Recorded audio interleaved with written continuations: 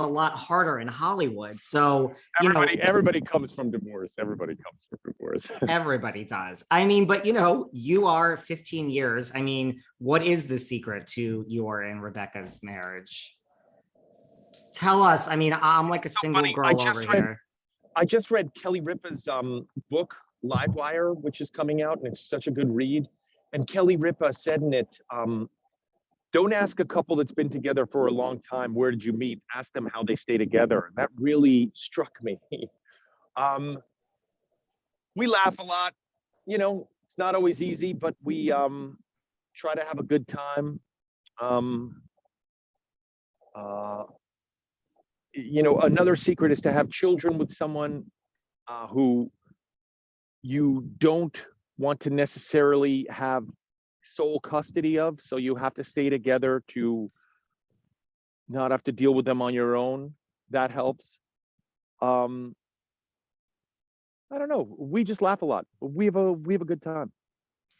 Well, you do have two children. You have a beautiful wife. People always say like Ryan Seacrest is the hardest working man in show business, but I'm not so sure of that, Jerry. I mean, you're hosting Pictionary. You have your day job, which is also in the CBS family on The Talk, and now The Real Love Boat. I mean, how do you find the time for all of this? I gotta say, my wife and I are really good about after this, I'm going to get my kids from their math tutor because they're failing math, and I take them to a swimming lesson. We really families first with us. Again, something I learned from Kelly Ripa. I can't believe I'm mentioning her twice in this interview, but Kelly Ripa, who's a dear friend, always put family really first, and just family first. By the way, when we did the Love Boat, our kids came on that cruise with us, so we got to enjoy the Mediterranean, and all these ports with our crazy kids, and it was the experience of a lifetime. Another thing about the Real Love Boat, we go to Sicily, we go to Barcelona, we go to Turkey, we go to Istanbul, we go to Crete, we go to Mykonos. These are places I had never been in my life, ever, none of them.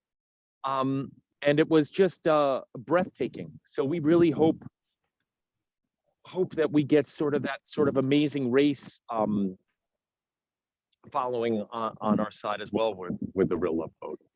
I mean, that's not a bad byproduct of the job, right? You get to work with your wife, bring the kids, go to all these wonderful places. And from the trailer in the first episode, which I saw, yeah, I mean, you guys go to a live, like, wow, this is also, you do get that amazing race feel to the show.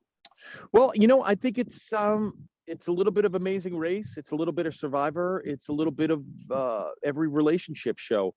And I think we did a really good job doing it. I really had Jeff Probst and Phil Kogan in my head the entire time I was there. Again, this is my first hosting gig. Hopefully not my last. After October 5th, everyone, I'm sure, will chime in online and say, tell me what they think of my hosting skills.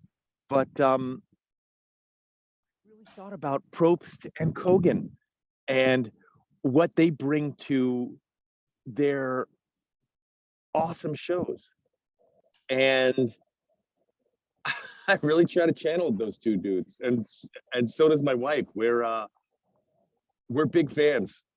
Did you get any specific advice from Jeff Probst? I mean, it's in the CBS family. Did you reach out and say, hey? I never reached out to Jeff Probst. And I didn't get specific advice from Phil Kogan. I did get to watch Phil Kogan work and host, and I mean, I hope I'm not getting in trouble for giving away his secrets, but he's so loose and so present, and he doesn't use like headphones. I use a headphone when I'm on the Real Love Boat because I was like nervous about like what I was going to say, and Phil Kogan has been doing it infinitely longer than I have, but he was just so loose and in the moment and able to say and tell everybody, direct everybody, and be a cheerleader and be a coach and be a rules giver and do it all. I really I learned a tremendous amount watching Phil Kogan, a tremendous amount. Wow. Well, listen, as far as reality TV, you turn to these people, you live in Calabasas, you're in Kardashian land, you're friends with Andy Cohen. You're like pointing to This is Calabasas. Going through a little bit of a gorgeous. heat wave now. Yeah, it looks a lot hotter. I'm in the Hamptons, so it's a little cooler here. But you are, anyone that listens to this show that follows you knows that you are such a reality TV fan. You're such a huge Bravo fan. What are you thinking of? I mean, let's talk Housewives for a few minutes. What Sure. do you think of? Talk to me about Beverly Hills Housewives, because we have a lot of Housewife fans listening this season. I mean, it seems to just be all about Erika Jayne these days, and it's really it's crazy because I mean, it's almost like it's almost like the pandemic in the sense that like there was life before the pandemic and life after the pandemic. And with Erika Jayne, it was like Erika Jayne before the Tom Girardi scandal, and then after the Tom Girardi scandal.